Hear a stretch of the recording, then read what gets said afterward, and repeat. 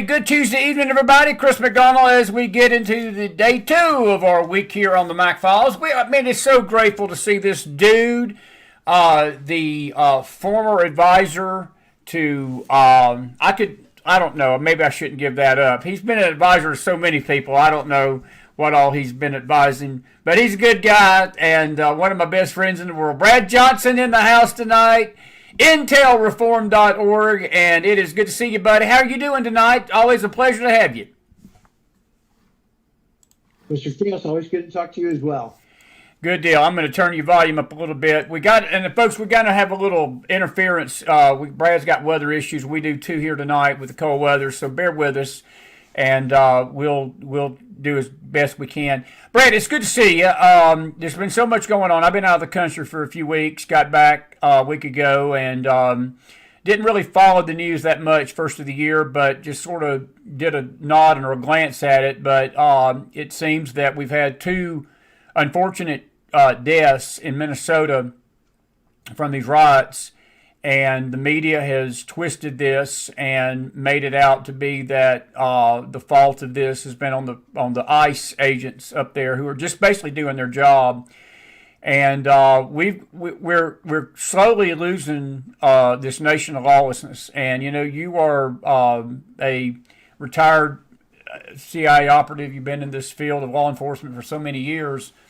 I want to get your thoughts on what's going on in Minnesota tonight, but a bigger issue is how are we losing the narrative about this, because the bad guys are being called the good guys and the good guys are being called the bad guys. And it's a tough thing to say that, but it's where we're at tonight. What's your thoughts on all that, what's happening in Minnesota tonight?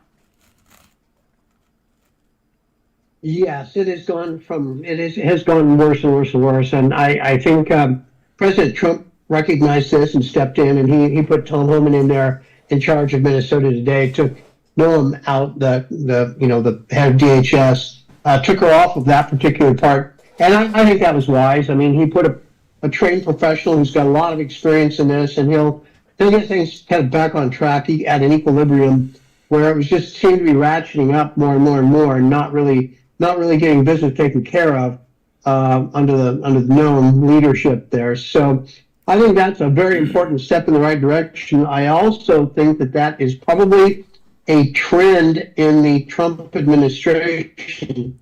I think he's given these people that he owed a debt of gratitude towards, politicians and so on, a 1 year in their office that they've had. And now I think he's going to start to move some of these people aside who aren't up to snuff, that just aren't cutting it. And I think this is one of the more obvious ones. As head of DHS, she shows up at raids and stuff they're going to do in high heels and full makeup and jewelry, but yet puts a through vest on that says ICE on the back, and portrays herself as like she's an operator now or something. Yeah. It just, that sort of stuff doesn't play well with anybody, in my opinion. But now on to the 2 killings. The first one that took place, that lady in the car, she guns it, the guy's kind of standing in front of her. He draws his gun and shoots, kills her with the first round through the windshield into her head, and then fired 2 more shots into the side of the car as he kind of jumped aside and she sped off. She was already dead at that point. But that one, I think legitimately that ICE agent can make a claim of self-defense. I mean, car's a deadly weapon. We all know it's a deadly weapon. Everybody's trained with that. It kills more people every year than guns do. And we all recognize it can be used with deadly force. She should not have gunned it with that guy standing in front of her. So you have a stupid woman create the circumstances under which kind of, this ICE guy who's probably had, a total of 2 weeks of training, although he might have had some other experience before that. You get law enforcement guy with a stupid woman who creates these circumstances that got herself up. I mean, if I were going to blame, I would put 90% on her, because she's the one that created this and harassing these her house. And you can see the videos. There's a lot of angles on all this. Everybody's videoing everything now. the guy standing in front of the car, he's not having a gun. She guns it, and you can look on his face. He's kind of like this, draws the gun and shut up. I will say, I don't celebrate this woman's death. Right. That is a tragedy, one self-inflicted, but it is a tragedy. But oh my God, would that guy draw and shoot accurately fast? I mean, that was, he really was good at that. I was kind of impressed by watching just how he drew and shot so quickly. The two shots on the side of Roy should not have done. That first shot, I think, is illegal. I mean, she should not have gunned the car in his direction, period. By that time, it's too late. And say at that point, just give up and fight it in court. But, chose to do it where it's for easy. The second where the scatter jumping on the one guy, and his gun has been taken away, and he ends up getting shot 6 times in the back and killed. What ICE is doing out there is taking dangerous criminals off the street. I'm with them on that. In this particular case, though, they're not going to win now. That's where leadership, the White House needs to take a step back and just say, well, this is under investigation. This looks, this is something we're investigating. Right. And DHS leadership needs to be doing the same thing, because you just can't do that. You can't have 6 guys holding him down, his hands flat out on the pavement, the gun that he illegally was carrying taken away from him, and then shoot him 6 times in the back, which was the order of things there. I mean, that's, like I said, they're going to lose this one. It's time to take a step back and admit that there's a possibility of mistake and that this is being investigated. And whoever shot him, whichever one of those ICE agents shot him in the back 6 times, I'm sorry, but I just don't see, any chance of that working out well for that guy. He made a very stupid mistake there. And what he has done is created a lot of ill will with people that would look at it otherwise, like ourselves, and go, well, they're doing God's work out there trying to get these illegals off the street. But shooting a guy who's been disarmed, and he never threatened with that weapon. He never tried to draw it, and had his hands up in the air to begin with, trying to stop, the other guy from pushing that lady around. So it's someone who spiraled out of control immediately that this guy did not provoke. Right. And yes, he did start to fight them when they, were trying to throw him on the ground, but they were punching him and stuff too. There's good videos of that one guy punching him in the face 5 or 6 times there as well. So I mean, like I said, there is no scenario under which this is going to come out well for that DHS guy or DHS as a whole. So you got to cut your losses. You've got to let the law take its course. You're using the law to enforce things, and you need to let that law also look at what you're doing. In this particular case, they effed it up bad, my friend. They really did. Yeah. So Holman's he's a pro. He understands all this stuff. He's gonna take charge. You'll see all this play out the way it does. But there needs to be balance out there too for DHS guys. Yes, keep doing what you're doing, but you can't just shoot people in the back. Yeah. That part just isn't going to fly. So don't shoot anybody unless there really is an honest to God defense position that your life is in danger. If that's not it, and just anybody showing up with a gun is automatically a terrorist, because you're not showing up there unless you're planning to assassinate somebody, and therefore that's your defense of feeling threatened. That's horse manure. Yeah. And I'm sorry that the White House has come out and said some stuff like that, because I have a concealed carry permit, and I believe in the First and Second Amendments both, and our right to bear arms is part of the Constitution. And to then say that marks you as a terrorist, well, that's the White House undercutting one of their main constituencies. Right. Is the conservatives that believe in gun rights. So that. I don't know who popped that into whose head and why that sort of thing is being said, but that definitely falls under dumbass. I mean, I would be sharply, I'd be screaming, waving my arms at the president. Oh, no, yeah. Don't say that. That's not right. Just investigate this. Let's see how the chips fall. I'm with you on all of that. I just, I did hear a report tonight, and we're trying to verify it. Breitbart's reporting that he had a confrontation with these guys a week before that wasn't reported. in the media. And I think that I'm with you. I know we've got to investigate it.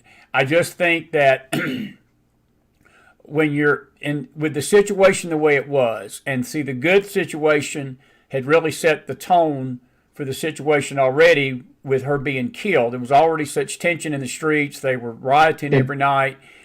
And I'm just a Southerner. We look at this from common sense. I know he had a right to carry the gun, but it probably was not the most wisest thing to bring a gun to that situation and confront the ICE agents and do what he did. And again, I'm with you, Brad. I hate both these incidents. I do. I'm not rejoicing in either one of these deaths.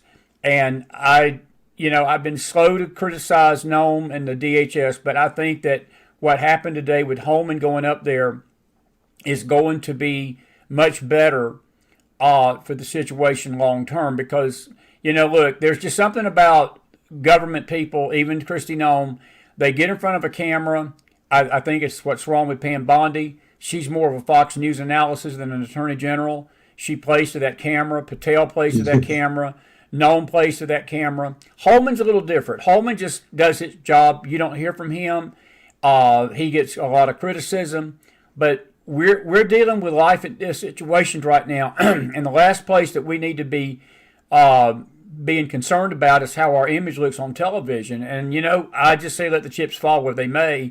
I'm with you. I hope this turns out that the ICE agent is not, I hope that there's going to be some extenuating circumstances that neither me or you know about to this, but it does not look good. They've lost the PR war on this second one. And this is what's bad about this. Because you said something a while ago that's the bottom line to me. ICE wouldn't even have to be there, Brad, if Tim Waltz and Jacob Frey and Keith Ellison were doing their job in Minnesota and getting the rapists, the murderers, the pedophiles, the cartels, and all of these people off the street. Because ICE wouldn't even have to be up there to begin with if governments and these governors were doing their job and protecting their people. And it does not go without mentioning, and you know this, and I'll let you talk about this. A week before all this happened, both Good and the Alex Peretti tonight, we were investigating a multi-million-dollar fraud of daycares that were being run by Somali people, and all of a sudden, that headline just went off the papers because now we're focusing on 2 dead people that were rioting with ICE agents. And I don't think it's a mistake. I don't think there's any coincidence about that. And I don't think that these people are, look, I've got no sympathy for these protesters. I don't. Because I look at the government, I look at Waltz, I look at Fry. They created this atmosphere that is led to the deaths of 2 people. Is ICE perfect? No. But ICE is doing their job. But I don't think it's without reason to discuss it that it's taken our focus now off the real crime, and that's that billion-dollar fraud of these daycares, the learning centers. Johnson, for a second, I thought they had called you up and asked you how to spell learning when I saw the Somali-run learning center. Well, yeah, we don't need to read right the CIA. Just do other stuff. I thought I'd throw that out. How far off am I on that? How far off am I on that? No, I think you're on those all of the points you're making there. I would add a couple of points to this that I think are important. These fraud deals that you see from the Somali community, have you ever wondered how a certain Somali member of Congress got funded and won the election? That's a great point. And I think if you start look back, you're going to get a lot of connections to those fraud deals. This is how that community funds these sorts of operations to be able to put money on the table for candidates that they're trying to support. There's a connection between all of those things. And I would also suggest to you, now this is, getting to be fairly wild accusations, so I want to put context on it. I have no proof of this, but it's one of those things that there's some smoke there, and that should be investigated. But what did Tim Walz know about that fraud that was going on within that community? And did he know it was being used to fund a Democrat candidate for Congress and things like that? I think if you were to really ever be able to find the truth, which I don't think that'll ever happen, but if it did, I think if you could really dig down and find out what went on, I think there's a lot of connections between all of those things, and a lot of people are aware of what's going on and how they select and fund these candidates. I think you would find some similar things going on in the mayor of New York. All of these outlying kind of the weirdo candidates, if you will, they call them what do they call that group of the 6 congresswomen? The squad. Not Rat Pack. They call them something else. The squad. They call the them squad. the squad. Yeah, the squad. I call them the Rat Pack. If you take a look at the squad and their funding and where these candidates get identified and put up and stuff, I think you'll see a lot of connections back through that type of thing. Oh, absolutely. Because where are they getting all the money? And these guys appear overnight, and suddenly they're there, suddenly they're well funded, and suddenly they're getting elected. That does not happen by accident. Suddenly appearing well funded and winning elections is no accident. That's something that's done on purpose, but yet nothing has surfaced on all of that. Therefore, it's hidden. Therefore, it's hidden on purpose. Therefore, you look at these sorts of deals, like the fraud that's been taking place within that community, and I'd be pretty willing to bet that you're going to find some connections to all that. One other thing I would mention out of all of this, this is part of the problem of liberalism, just in general. It's the left, progressivism, liberalism, communism, socialism. I don't care, Nazism. I mean, all the left-wing hardcore philosophies that are out there all have certain things in common. They all come from a single parent, if you will, the same parent. And that is that, well, Karl Marx said it well. He was talking about violence. And Karl Marx wrote that, I'm paraphrasing, that there's nothing inherently wrong with violence. It's only if you're using violence to further party goals. So there is no right or wrong for the left, which, by the way, you hear them talk about that stuff all the time. They don't phrase it that way, but they're always basically saying, well, why? That's okay because of this or that or the other. So there is no inherently right or wrong activity from their perspective. Where for conservatives, there is a right and wrong. We believe in right and wrong.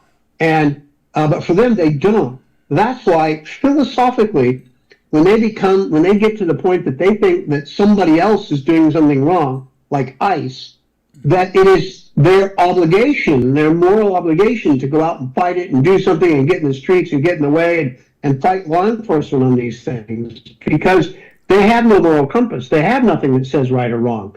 And for them, I don't know, that lady that got herself shot through stupidity was confronted earlier by these law enforcement ICE people. And the guy was saying, look, you're making bad decisions here. Think about what you're doing. You're making bad decisions. She goes, I think I'm making exactly the right decision. And that's the problem with the leftist philosophy. I personally decide for my political motives that I think is right, is the most right, and therefore anything I do against you is morally okay. But see, that's wrong. That's just wrong. That's why we have these systems all over the world that are absolute chaos. What that is chaos, political chaos. And I've lived in countries where that's the rule. And when the legal system breaks down, because that's what they're doing, is they're breaking down the legal system. When that legal system breaks down, you basically have money and politicians and criminal organizations become one nexus. That's one thing. There's different groups of them, but it's one thing. Right. And they agree among themselves. And law, does not matter for anyone except for maybe the little people. And, you only have one way to enforce things. If one group makes a deal with the other group, and the other group, doesn't come through in some way, what are your choices? The legal system isn't going to do anything, so you got to go kill them. That's why the criminal, political, and money groups have band together into a single thing, because it becomes feudalism. And there are a lot of countries that are set up precisely that way. I guarantee you, anyone listening, the last damn thing we want in the United States is feudalism. The last thing we want is where leftists take us in this country. And you can see that going on in the streets right now. There is no greater evil in the world. No one has done more evil in this world than the left. The Nazis slaughtering Jews and Gypsies, and Mao Zedong slaughtering his people, and Stalin slaughtering his people, and You go down, all the top murderers of the world have always been from the left. Yes. And the violence that we're seeing going on here in the United States is always from the left. Very rarely do you see anybody else do those sorts of things because they have a moral compass of right and wrong. And this is a perfect example of precisely why the leftist movement in the United States, the Democratic Party, the progressive liberal movement, is such a destructive evil within our society. It has to be eradicated from society as a political force because it does nothing good. It only does evil. It only destroys. It can only take. It never builds. You can see it in the fabric of our society. They pick issues to split society apart. Gun control and gay marriage and what bathroom you use and all these different things are done on purpose to split society into factions so they can control them one by one and get them motivated and get money and have political control. And that's evil within our society. If we were a united country and everyone looked at us as loyal Americans first, 90% of the problems that we have in the United States would be gone. And there was a period of time where it was much more like that. Even if you were a Democrat and a Republican was in there, you look at it and go, well, okay, this is for the better for the country. So it's not our guy, but it's better for the country. So yeah, let's support this. That was the way it was when I was a kid. That still existed in the United States, and now it doesn't. Democrats will vote against anything that Trump does, whether it's good or not. They'll be against it no matter what. And that's, like I said, that's a destructive force in our country that we have to eradicate. It's evil, and it only causes destruction and pain. Well said, and I really don't have nothing to add to that. I think that is extremely right, and I think that is one of the things that has made people sour on government is the fact that we've got people on both sides of the aisle that are willing to not to put their country first and not put the people first. And it's mainly the left. The left does that more than anybody. But I want to ask you something because I get one of the biggest questions that I'm getting right now, not the only question, but there is a lot of growing angst out there in the public, Brad, about the slow walking, I guess is the term that I can use, that what people perceive, and this, what people perceive sometimes is more important than what's actually going on, because if people's perception of something is one way, it's hard to convince them that it's really the other way. But there's a feeling that Pam Bondi has become a great liability to the administration, and she is not pursuing justice. And I'm not saying revenge. I'm talking about people that have literally committed crimes. I'm going to use an example. Look, I'm no fan of Steve Bannon. I don't have no horse in this. Steve Bannon, Roger Stone, Paul Manafort during the Biden years were hauled off worse than terrorists were and treated the way they were for supposed crimes that the DOJ under Merrick Garland thought they committed. You've got crimes that have not been accounted for on the left, and you've got an attorney general that promised that we were going to have accountability. She came out this week with this Somali fraud situation, and she said, accountability is coming to the Democrats. And I'm just sort of sick of hearing it. I'm just sort of sick. I want to get your take on this, because I remember a show we did back last fall, and you were no fan of Bondi, and you basically warned us that this was coming, and also Patel. I mean, you wasn't a big Patel fan, and John Ratcliffe tonight, there's reports that he's his favorability ratings within the administration is actually higher. I want to get your take on him. But how do you see the intelligence, law enforcement agencies of the White House a year later, now that we're a year into the administration? What is your take? Have you changed your thought on this, or has it gotten worse or gotten better, or about what you expected, especially Bondi and Patel? I would say those two are playing out as I anticipated, and why I wasn't, not a huge fan. I mean, I don't have anything particularly against Bondi, and she's an attractive lady on TV and a kind of a news hound, like you say. She likes to be on TV. Patel, not nearly as attractive, but kind of the same on like being in front of the camera and that sort of stuff.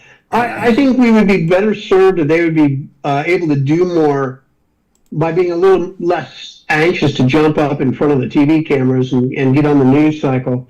I think we'd be better served that way. I think they're wearing thin. I made a comment at the very beginning of this evening that I think Kristi Noem being kind of moved aside is the beginning of an avalanche. No, that's not describing it well. I think it's the beginning of a shuffle. Gotcha. And you're going to start to see where more professional people are going to be brought in to handle these things, because the people that Trump owed a debt of gratitude for, politicians, and these people that are basically getting in trouble are primarily politicians. Pam Bondi's a little bit of a mix, but she was also an elected attorney general down in Florida and things like that. So she's political and lacks kind of the overall experience needed to be in the position that she's in. She's kind of the more difficult one to describe. And she should be better at what she's doing than she is based on her background. But I think she was always more politician than she was prosecutor. So her political skills, I think, are fine. But that's just not standing her in good stead where she's at. So she doesn't have the depth of experience that's needed to be in the position that she's in. Like I said, no real criticism of her, but excuse me, I think that she's probably pretty well running a course. I would say another 6 months maybe, and you're going to see some of these people gone. Kash Patel, I wouldn't be surprised if he's gone, another 6 months or so. Kristi Noem, I wouldn't be surprised. You mentioned Ratcliffe as well. I think Ratcliffe is trying to do what he thinks is best, and believes that what he's doing is best. And I think the problem with a guy like Ratcliffe is it's not him per se.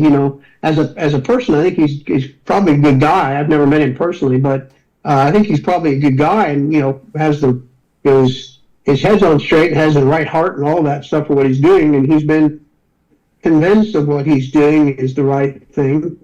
But the problem is he lacks, he basically has zero experience in intelligence. And I do not personally count like being on an oversight committee as experience in intelligence. For some unknown reason to me, a lot of people seem to think that helps, but it doesn't. As if you're on an oversight committee, what you are is a consumer of intelligence. That doesn't teach you anything about running operations or how intelligence works or what's important, that sort of thing.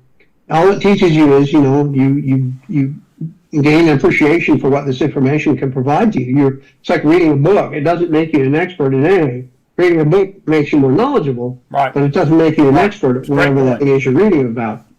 And so that's in my mind. And so I think in the ways he's being led by the nose by people that are there, he has not made any effort to turn over who's there. And a lot of the people that are around him are the same people that were with John Brennan. So he's basically surrounded by John Brennan people. And, so it's just, that's not going to work. You're just not going to get the information you need out of those guys. And I think what they do is they tell themselves, so everybody there is telling, we're consummate professionals, we're non-political, and da, da, da. If you had anything to do with John Brennan, I'm sorry, but you're a political hack. Yeah, absolutely. Hate me if you want to say anything different, because you're a political hack. Absolutely. That's who he's surrounded with. So, what nonsense. If he were, you've got a guy who's a politician and a lawyer, which is the opposite of what you need to run the CIA. And he surrounds himself with these political hacks that do not have our interests at heart. They have their political agenda at heart. And they harp on stuff and convince him of things. And he doesn't have the wherewithal. Who is his chief of staff? Who's his deputy? They're his lawyer buddies.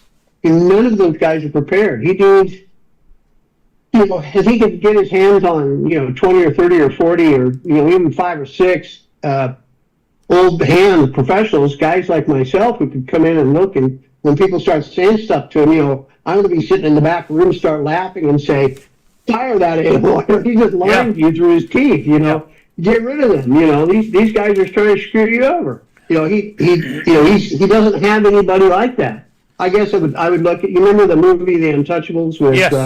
Sean Connery? Yes. He needed that old cop, Sean Connery, that knew where everything was. And Sean Connery said, it was never a problem of knowing where the speakeasies are, or where the production is. We've always known. It's just finding somebody who's willing to do something about it. And that's what Ratcliffe needs. But I don't think, it's one of the problems with intelligent, educated people like Ratcliffe is he looks at it and goes, I'm a smart guy. I can figure this stuff out, but you can't. You can't. I hate to compare it to this, but I always do it because of the complexity. And you don't have to be a genius to be good at intelligence necessarily. It helps to be smart. You don't have to be a genius, but so I don't mean to imply that, but I like to compare it to brain surgery. You're not going to come in as a lawyer and a politician and sit down at the head of a giant hospital that all it does is brain surgery and figure it out. You're just not going to do it. All you're going to do is rely on what the other doctors around you are telling you who are brain surgeons. And that's the situation with Ratcliffe. You're not going to figure it out. So it depends on who you're getting your advice from. And who's he getting his advice from? John Brennan people. So, not good. It's not fixing it. That's the problem. He's not fixing it. He's doing some good. I'm not critical of him personally. He's doing some good, but he's not fixing it. That's the problem. Do you think there is any chance that before this administration, because Brad, I do not believe if Trump don't do it, it's not going to get done. But is there going to be any justice for these left-wing criminals?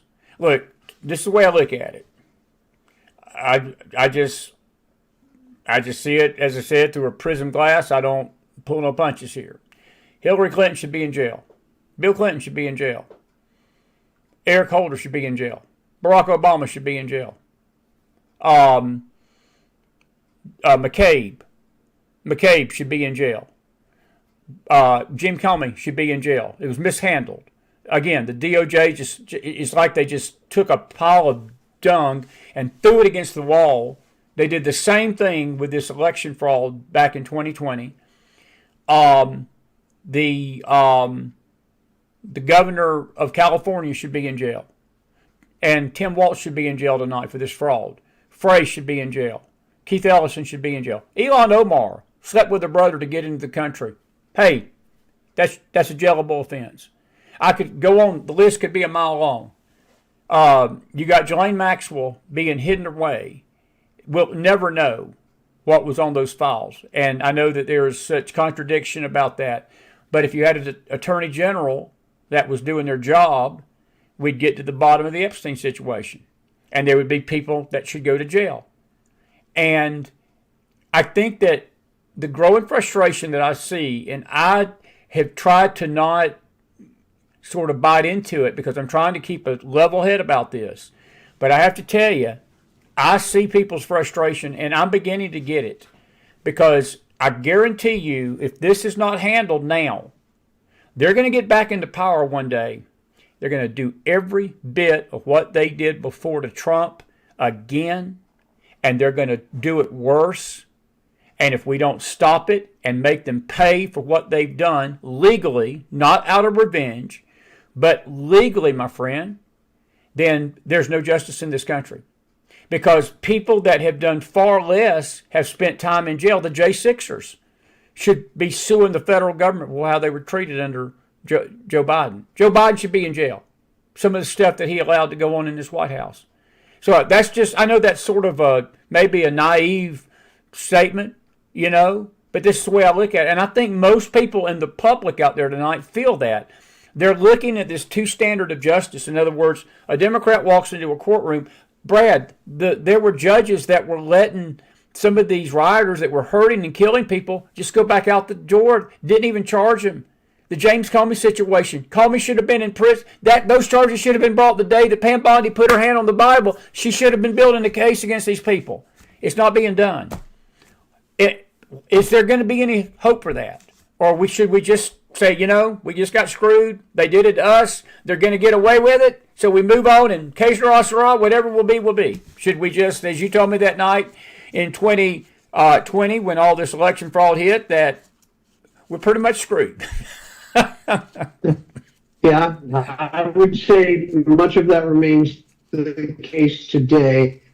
Um, yeah, I agree with the things you're saying. Many of those people broke the law and blatantly broke the law. Unfortunately, for a lot of those names that you mentioned, the laws that they broke were long enough ago that they're not. You can't prosecute them anymore. Too much time has gone by, and these cases expire after a certain period of time, and so there is no legal mechanism to go after them anymore for many of those names that you mentioned. McCabe, those guys involved with him. Did they all go in jail? Yes. Then they should have been prosecuted, but the time to do that was in the first Trump administration, and he had an attorney general that was not his friend, and Bill Barr. Both of them. And Bill Barr refused to go after all those people and blocked all this stuff. And that's why all those people got away with it. Bill Barr did tremendous disservice to the United States of America by allowing all that to go. He thought he was being responsible and not creating chaos, and that was his justification for what he did. And he came out of the Bush camp, so he was no friend of Trump, and that was Trump trying to reach out and kind of give an olive branch and make peace with everybody. And so he brought in some of those people, but that was a tragic mistake. So a lot of these problems we're suffering now should be laid at the doorstep of Bill Barr. I think history is going to reflect badly on that guy for not having gone after these guys who so blatantly broke the law. But it is what it is. There's nothing we can do about it without really changing some big laws that are would be really, really hard to do. So some of the things that are more recent. Part of our problem is, the way the legal system is being handled. Apparently, it all comes down to Steve Miller, I guess, is the one that's kind of handling the legal system right now and how things are organized and what comes at White House. I mean, he's very trusted by the president, and I just don't. I don't get the interplay there. I mean, you've got Pam Bondi, who's not the prosecutor you need, who can get in and make these cases stick. You need somebody who's experienced, because you gotta take this in front of a judge and follow all the procedures and laws and all that sort of stuff. And this thing that went against former FBI director, the case that was thrown at him, like you said, just they were taking mud and throwing it against the wall and hoping something would stick. You had that prosecutor, who's now out, I believe. She was a civil lawyer, and did some civil law cases, but that's not criminal. Exactly. It's not criminal. Things. You don't. Once again, I hate to use the medical comparison all the time, but you don't take a heart surgeon and say, okay, go operate on that guy's brain now. It just doesn't work. They don't have that particular area of expertise, and that is the greatest problem that the Trump administration has right now. And they are firing everybody, and a lot going on with Steve Miller, where he's running the pre-roughshod over anything having to do with judges and people that he's firing at Department of Justice and so on. And apparently some, there's rumors. I don't know. This is not something I have any direct access to, so can't say for sure. But there's a lot of rumors about him telling people that come in, here's your memo. You sign this. I write them. You don't change a word. You sign them and you shut up. And people go there, and after a little while they go, what, F you. I'm not doing this anymore. I'm not signing that. My name on that. Wow. And so he fires him. So I mean, how many heads of the Department of Justice have we had so far this year? I think 7, something like that. So there's something wrong with the way it's being handled. And you can't bring in competent people. How many competent prosecutors that have experience want to go into that? Because they're being fired and nobody actually understands why. And they're ripping through them so quickly. And all roads seem to lead back to Miller on this sort of stuff. I would say, his reputation is being smart and tough and all that sort of stuff. But if you have to start to measure results of what somebody's doing, and they're saying one of the big priorities is immigration judges. And the budget for immigration judges in the United States is 800, and we're down to not much above 500 now, and people are quitting and being fired and all of that. And well, that's okay too. A lot of those judges are probably bad and should be replaced, but you got to hire people too. And now, you're sort of, if you're out there arbitrarily firing people and just doing all sorts of pandemonium type activities, well, who wants to get hired into that? So you're just not creating an environment where you can fix the problems. What you're doing to solve the problem is making more problems that now you don't have a solution for. So I think that's the case where you got a pretty good guy in Miller, I think, who's a smart guy and all that, but he doesn't understand this very well. And he's not taking advice from people who are actually Trump supporters that know what they're doing. And, he just says, I want 10 of these now. Well, you can't do it that way. Okay, you're fired. Okay, wow. But I know what I'm talking about, And I think you see some of that across the board, which, like I said, I think moving Christine Noem out and bringing Tom Homan in is wonderful. I think it's the camel's nose under the tent of the beginning of some change within the administration. I think a lot of these people have gotten their year as their reward as director of DHS or whatever it turns out to be. Pam Bondi, perhaps, director of the FBI, perhaps. I don't know, but I think we're going to start to see those people that were politicians put in start to be moved aside and have people that have a little bit better professional background come in and hopefully see some things run a little bit smoother. Yeah, very good stuff. Folks, if you got a question for Brad, we got about 10 more minutes. I'm going to ask him a question here, but if you got some questions for him, we're going to let you ask him anything you want to about the government. Now, he can't solve the where's Amelia Earhart crisis or where's the Lindbergh baby, those kind of things. Or is there aliens on Mars? Don't be asking him stuff like that. I've already asked him that, and he's not going to tell me whether Elvis is really behind his garage, so you can't ask him that either. Let me change over to international stuff with you here at the end tonight.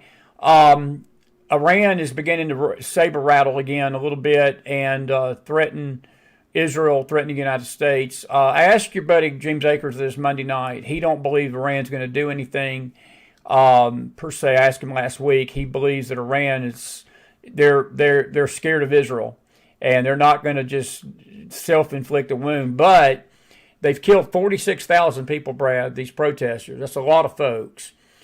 And this regime came very close to being toppled. At least we were told that. And I wanted you to speak to this because I've just, we talked about this one night on the show too. This is, you said it, and I was in agreement with you 1,000,000%. This is an apocalyptic type group. In other words, They've got this doomsday view. And if they feel like they're threatened, they'd be crazy enough to just throw every caution to the wind and say, hey, we're going down, but we're going to take the whole Middle East with us. Do you think that cooler heads are going to prevail with this situation over there? Or how concerned are you that we could be looking at a conflict in the Middle East here soon again? And this time it may not be just a few missiles lobbed into Tehran, that we may have a full-fledged war because Iran, they're holding on to power. These mullahs and these ayatollahs, they mean business. And look, 46,000 people, that's nothing to sneeze at, brother. That's a lot of folks to be slaughtered in cold blood trying to rise up and take over your government.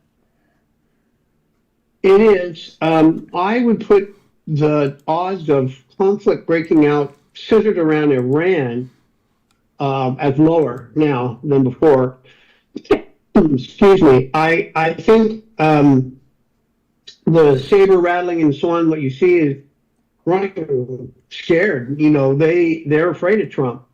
And they saw him go into Venezuela and just take out the president of the country and his wife, and now they're sitting in jail, and they're looking at this stuff going, holy moly. I mean, there's also reporters reporting on the Ayatollah, sleeping in different bunkers every night and things like that out of fear. So they're running scared, and they've got all these problems in the street. They've got a carrier task force moving into that general area, close enough to strike if needed. Things like that. So I think they're very frightened. I think that any saber rattling is, defensive in nature. Like, don't attack us because we'll do something. We'll do something terrible. So they're trying to hold off Trump. I think they're way more worried about Trump. I think they would view Israel as basically a surrogate. I mean, I'm not saying that's true.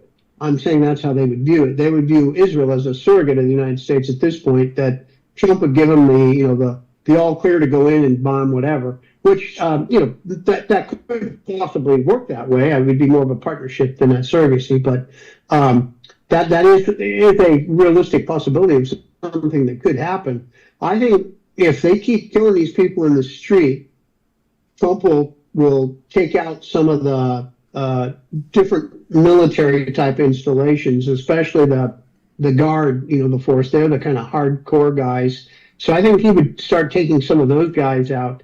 If he does that, I mean, they're faced with kind of an impossible situation. If they do nothing and stop killing people, those people are going to take over. That's true. If they keep killing them, true. Trump's going to probably take out some of the military installations, and then the people will rise up and take over. Yeah.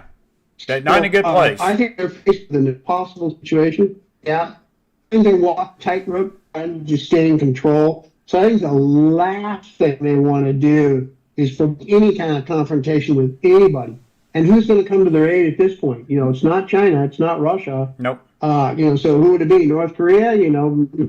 So no, I just think it's one of those things where the chances of them provoking something are extremely low right now. I mean, you never know, but I think it's very low right now. Yeah. Okay. Stephen Fanahoy asked a question. He says, do you believe that Trump will invoke the Insurrection Act? Because there has been talked about. What's Brad Johnson think? Do you think Trump's going to let this play out with Holman first before he does something like that? I got the sense over the last couple of days, I didn't get it last week, but since Monday, ever since Christie yesterday, since Christie Nome was sort of taken out of the picture, that there is some olive branches being extended from the Trump administration to Waltz and vice versa, because I don't think they want this to escalate anymore. And I think this shooting has gotten the attention of everybody. And maybe Trump's trying to back away from the rhetoric, because Waltz had a different tone yesterday. He's still a jerk. Frey is still a jerk. But there was more of a be peaceful about your protest. We're working on getting the feds out of here. As compared to last week, calling Trump and everybody a Nazi and they're going to come shoot your babies and burn crosses on your house. I put the chances of an Insurrection Act very low myself. What's your thoughts? Very low. I mean, if the question is essentially, what's he going to do? I think he just did it, and that would put Tom Homan in. And I think what he'll now do is step back. Trump does have a tendency, which Reagan had, by the way, too, of picking who wants to be in charge and then putting them in there and kind of letting them do what they want to do. Now, Reagan was much better at picking the right people than Trump is, but I think that's what Reagan is going to do with Tom Homan. And in the case of Tom Homan, I think Tom Homan is precisely the right guy.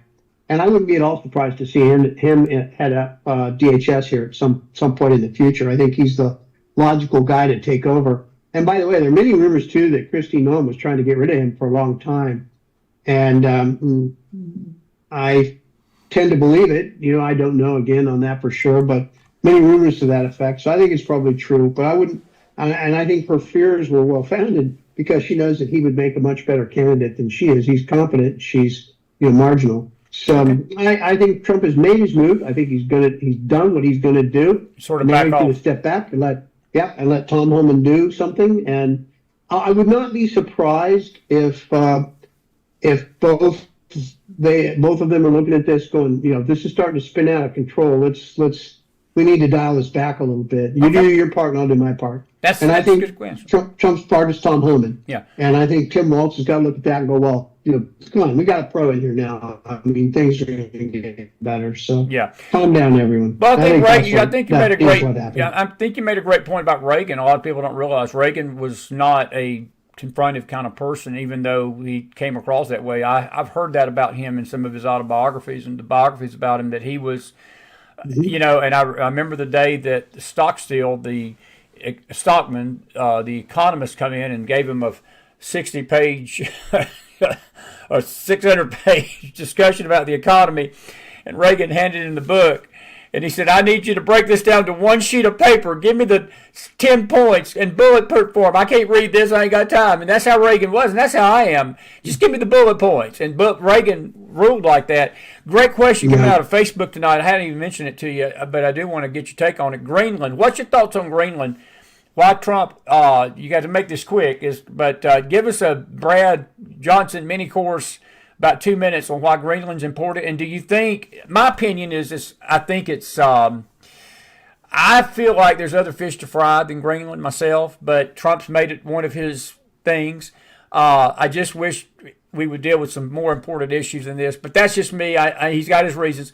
Where does Brad Johnson stand on this with the Greenland situation, and why Trump is sort of seems obsessed with it right now? Trump did typical Trump. If you ever look at his book, what was The Art of Negotiation? Art of Negotiation, yeah. And if you look at that, yeah, that kind of explains what was going on. They talk about we need Greenland because it's got all these natural resources. It's got oil. It's got gas. It does have some minerals that are actually strategic minerals that would be useful to have under control. That part is all true, but it's far away and expensive, and there's nothing there. I mean, the entire Greenland has like 100,000 people or something. I mean, there's not the manpower there to do very much. So those things are all kind of nice to have, but no big deal. So what does he do? He comes in and says, well, we're going to invade, that's on the table. We're going to take over Greenland. We're going to pay the people off. We're going to do this. We're going to do that. I'm going to take control of Greenland. And then what happens? He goes to this meeting in Switzerland, and starts meeting with all these people, and then goes, well, we've come to a compromise, and there's territory there that was left over from World War II that's considered sovereign American territory. And he was able to negotiate back to the position of where we're going to retake all of that that's already supposedly ours and create this golden dome, this protection thing, because China's moving in a big way. Now, that's one thing that is important that is happening. China is moving in a big way through that because of what's, you can call it the Northwest Passage if you want, but they've now sent cargo ships through there that have not been behind an icebreaker. So it's becoming viable as a passage, which cuts the time in half of what it is to sail around the Horn or the expense of going through the Panama Canal. So commercial transportation by shipping, that's a big deal, and Greenland is on that path.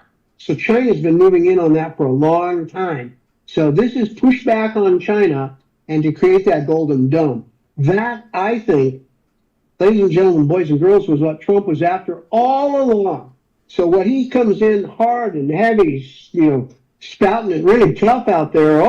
Troops on the ground, and we're going to do this, we're going to do that. Greenland's going to be ours. Everyone's going, holy shit, negotiate with this guy. Oh my God, he's crazy. But let's give him everything he wants on him. So he got exactly what he wanted from the very beginning. I think it was just master negotiation. I think he played all of the press and all of these idiots in Europe like a little fiddle that he had like this, because he made out his list of everything he wanted plus 10 and got all of it. So, I think what we just saw was the master at work and got what he wanted. Well, Trump's good at that. That's why we love Trump or hate him. People either hate him or love him for that, and that's just how it's always been. Elaine Willard, good question here. She says, Brad, she says, do you think that the SCOTUS's 9-0 ruling on the Fourth Amendment is a good thing or bad thing as far as it making it harder for the government? I'm not sure the last part of that question, but I'll just read that to you. This Fourth Amendment thing they voted 9-0 on, what's your thoughts on that? Was that good or bad for the country? I'm not familiar with that particular ruling, so I don't know. What do we have more on? I wouldn't either. I'm not quite sure what that is referring to. Elaine, if you can clarify that for us. May the 22nd, this is the requirement of the Fourth Amendment, requires the police to knock and announce their presence when executing a search warrant. In other words, they're believing, the SCOTUS believes that it was almost handcuffing the police a little bit, and they reinforced that. The original case was actually May of 1995, and it's ironic that we're in 2026. That's 30 years later, we're revisiting this, but it was 9-0. What's your thoughts on that? Look, I'm all for the police following the Constitution. I think that the lawless among us, though, the lawbreakers, Brad, there is a concentrated effort in this country, and unfortunately they've got the courts behind them because the courts are not ruling lawfully. And I think that it's teetering us on the brink that I don't want the police coming in here unannounced. Don't misunderstand me. I'm pro-police, but I'm not pro-tyranny.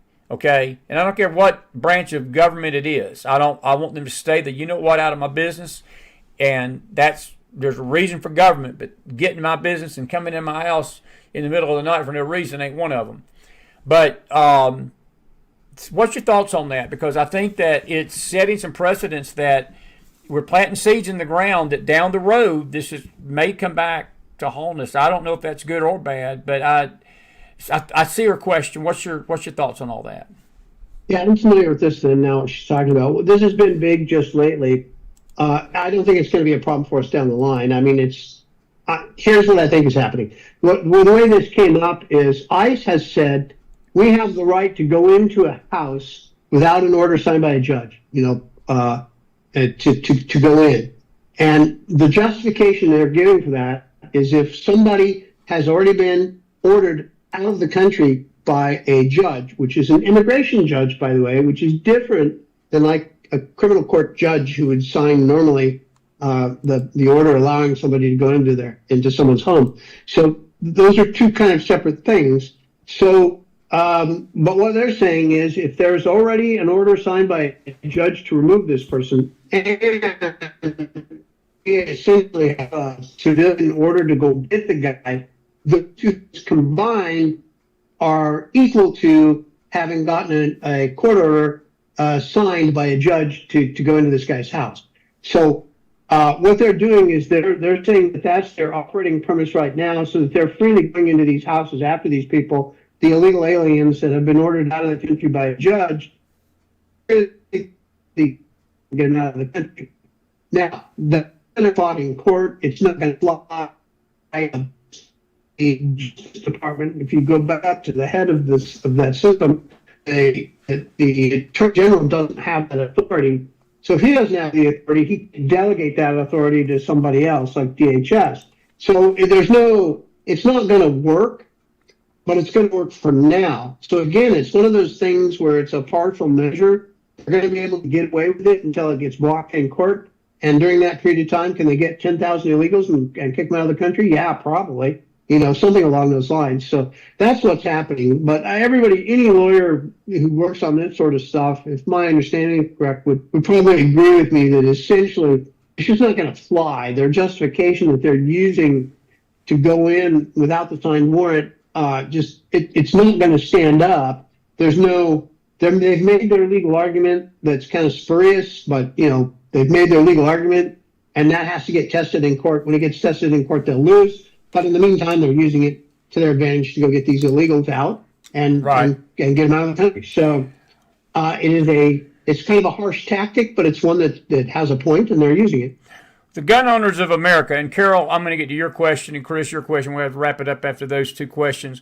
The gun owners of America posted this on the 14th, which would have been about a week ago. They said the Supreme Court ruled 9-0 in Case versus Montana that your Fourth Amendment protections mean nothing. Warrantless searches are unconstitutional. Shooting someone in their home without cause is tyranny.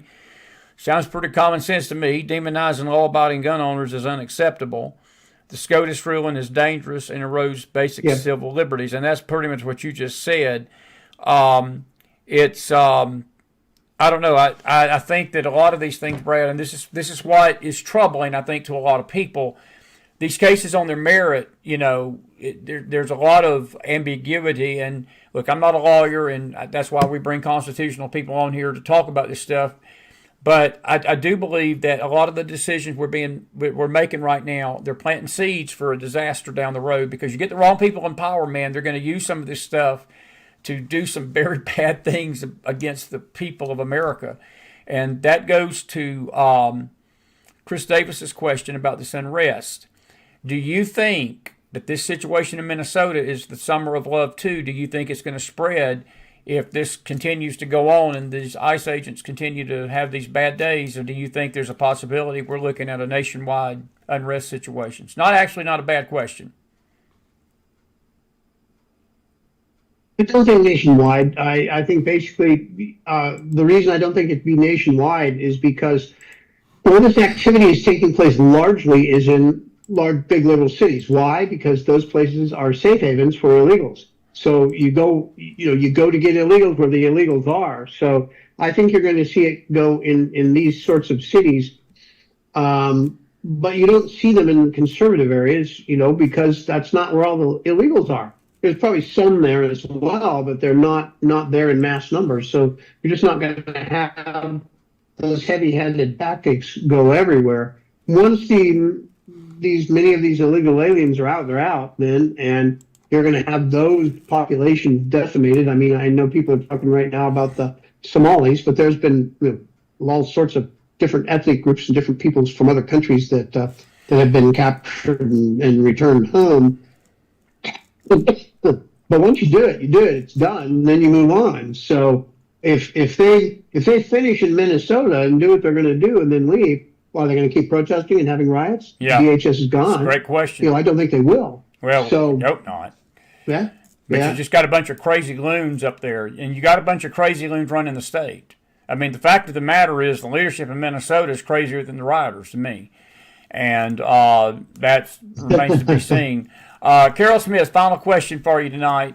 Do you think what Trump did in Venezuela and threatened to do in Colombia and some of the moves about Greenland even to a degree, do you think that he's establishing our Western Hemisphere and basically trying to get China out of here? Because there was a lot of talk that a lot of what he did in Venezuela was more about China than it was Venezuela.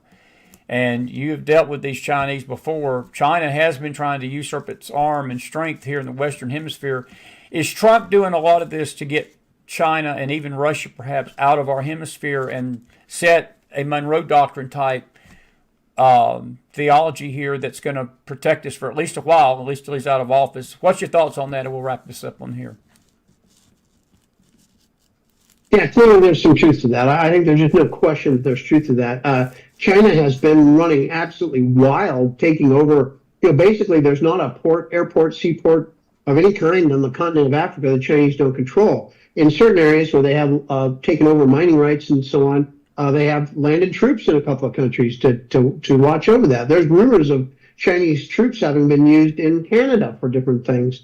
So I mean, the Chinese using belts and roads, which make no mistake, that is a very aggressive predatory lending program that the Chinese have put together, where they come in and start making all these loans to these different countries, and what they end up doing is taking as payment. They take up ownership of these different projects. So that's why they want, they call it belts and roads, but that's why they want to build train highways, those sorts of things, because they can take over the transportation and then own it.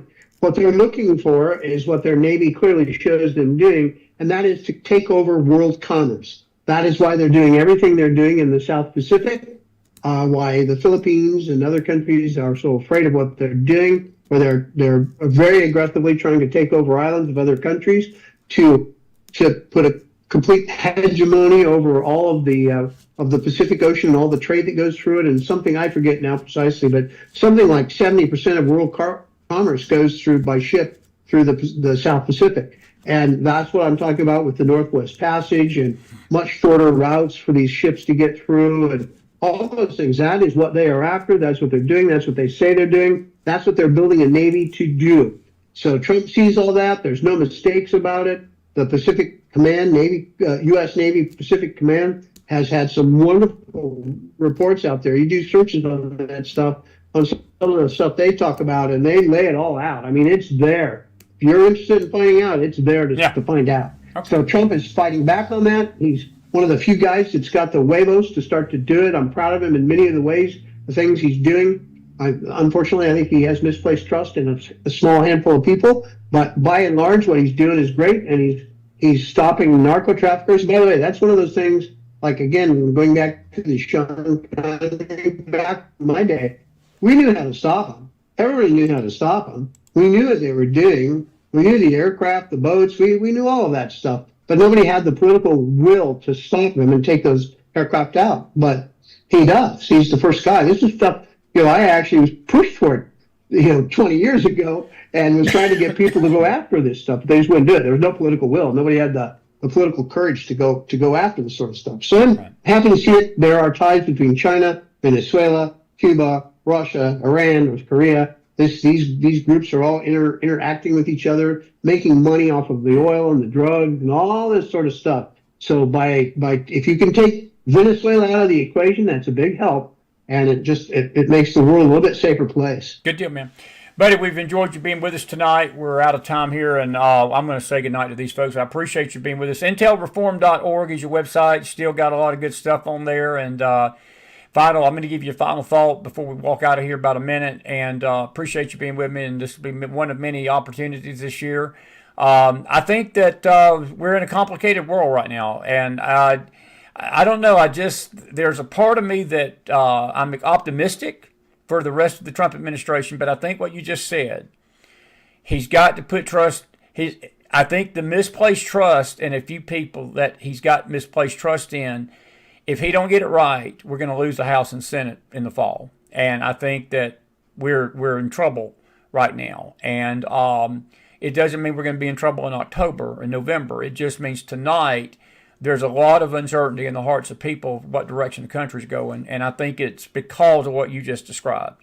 And he's got to get this cabinet straightened and people that are actually going to do what's best for the country and stop getting on Fox News and being prima donnas and worrying about their hair and makeup on Fox News and other outlets and do their job and make this country safe and put these you-know-whats in jail that are breaking the law. Final word. You got a minute. Go ahead. I think you're going to see Trump push ahead on the economy in anticipation of midterm elections. And he's talked about affordability and things and is working on that pretty diligently, I believe. Gas prices have come down. They need to come down more, about another 60, 70, 80 cents a gallon, especially for diesel, so that you start to see all the prices come down in grocery stores and so on. Prices are high. People are feeling it. And he's got to fix that. It's the economy always, so he's got to fix that. Aside from that, the only thing I would say is kind of minor complaint. I think that I should have a bumper song for when I come on the show that is Secret Agent Man, and I think you should sing that song. Okay. You sung some of the other ones. You do. I know. Secret Agent Man. Yeah. And also, I think I should have a secret code name, not just my name. I think I should have a secret code name.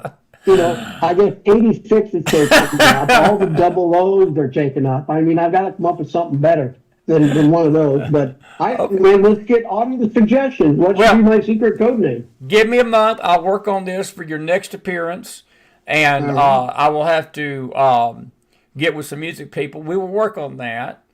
And we may have to put profanity or word filters in half of what I'd say about you. No, I'm just kidding. We got to go back to our steakhouse, man. I got to get back up and see you when the weather breaks.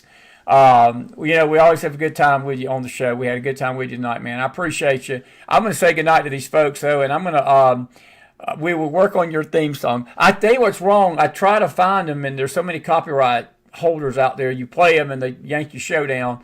But I'm going to find you something just for you, Johnson, just for you. And tell Elvis, I hope he stays warm in this cold weather. And y'all keep that snow and ice up there, okay?